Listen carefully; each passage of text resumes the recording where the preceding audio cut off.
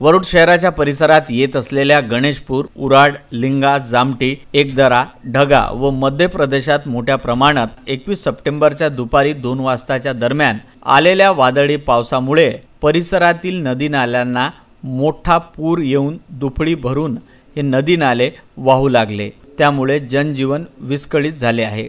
नागपूर व अमरावती जिल्ह्याला जोडणाऱ्या मोवाड पुसला मार्गावरील जामटी, उराड येथील नदीच्या पुलावरून पुराचे पाणी वाहत असल्यामुळे दोन्ही जिल्ह्याचा संपर्क काही तासासाठी तुटला होता। तर नदीकाठच्या शेतात पाणी घुसल्यामुळे शेतीमालाचे मोठ्या प्रमाणात नुकसान झाले असल्याची माहिती आहे।